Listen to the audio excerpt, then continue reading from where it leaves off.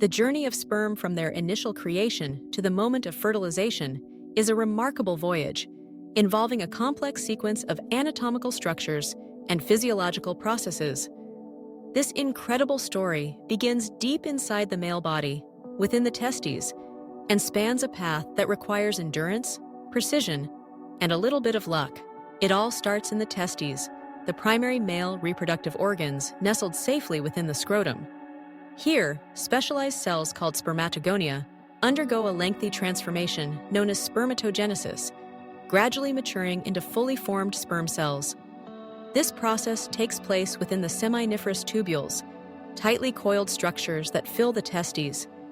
As the sperm gradually mature, they are released into the lumen of these tubules, beginning their long and intricate journey out of the male body. From the seminiferous tubules, sperm move into a network of small channels called the rete testis. These interconnected passages collect immature sperm and guide them toward the next stage of their journey. The sperm then enter the efferent ductules, tiny ducts that serve as the exit route from the testis itself, depositing their cargo into the epididymis. The epididymis is a tightly coiled, comma-shaped tube located on the back of each testis. It serves as more than just a transit station. It's here that sperm undergo crucial changes, gaining the ability to swim and fertilize an egg.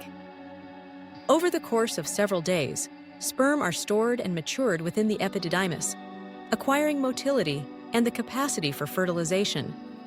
This maturation is essential. Without it, the sperm would be incapable of completing their ultimate mission. When ejaculation is triggered, the mature sperm are propelled from the tail of the epididymis into the vas deferens, a long muscular tube that ascends from the scrotum into the pelvic cavity. The vas deferens is the primary conduit by which sperm travel during ejaculation, moving swiftly thanks to rhythmic contractions of its muscular walls.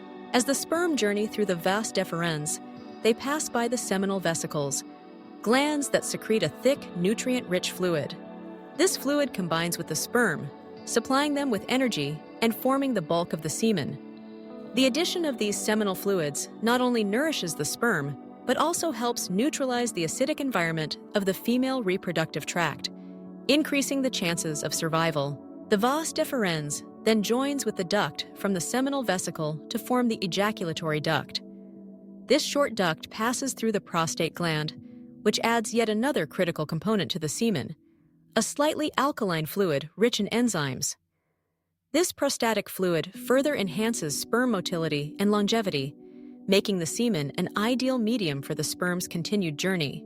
After merging with the secretions from the prostate, the semen enters the urethra, the final passageway through the male reproductive system. The urethra runs the length of the penis and serves as the exit channel for both urine and semen, though never at the same time. During ejaculation, a sphincter muscle at the base of the bladder contracts, preventing urine from mixing with semen and ensuring that the sperm have a clear path forward.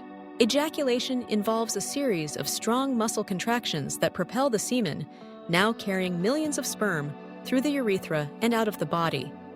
The sperm are deposited deep within the female reproductive tract, typically near the cervix at the back of the vagina. Here, the second phase of their journey begins, a perilous trek through the female body toward the ultimate goal of fertilization. The environment inside the female reproductive tract presents new challenges. The vagina is acidic, which can be hostile to sperm, but the seminal fluid helps buffer this acidity, giving the sperm a fighting chance. From the vagina, sperm must navigate the narrow opening of the cervix. Only a small percentage of the original millions of sperm will make it through this gateway, aided by cervical mucus, which changes consistency during ovulation to become more receptive to sperm passage. Once through the cervix, sperm enter the uterus, a vast, muscular chamber. Here, they must propel themselves forward using their tails, swimming against currents and immune defenses designed to protect the female body from pathogens. Still, only a small fraction of sperm will survive this leg of the journey, with most being lost or destroyed along the way. The survivors reach the uterotubal junction, the narrow entrance to the fallopian tubes, also known as the oviducts. This is the final and perhaps most challenging phase of the journey. The fallopian tubes are the site of fertilization. Sperm must swim up the tube, guided by chemical signals released by the egg and surrounding cells. Only a few hundred sperm, out of the millions that began the journey, will reach this point. Within the fallopian tube, the sperm encounter the egg, which has been released from the ovary during ovulation. The egg is surrounded by a protective layer called the zona pellucida. To penetrate this barrier, sperm must undergo a process called the acrosome reaction, during which enzymes are released from the tip of the sperm's head, breaking down the zona pellucida and allowing a single sperm to fuse with the egg's membrane. Once a sperm successfully penetrates the egg's surface changes to prevent any other sperm from entering, ensuring that only one sperm fertilizes the egg. The genetic material from the sperm and egg fuse, combining to form a new, unique set of DNA. This single cell, called a zygote, marks the beginning of a new human life. From its inception in the testes, through a finely orchestrated series of ducts and glands, to the challenging environments of the female reproductive tract, the journey of sperm is a testament to the complexity and wonder of human reproduction. Each step is essential, each stage carefully tuned by evolution to maximize the chances of fertilization. The successful meeting of sperm and egg is not just the culmination of a biological process. It is the start of a new chapter, the origin of every human story.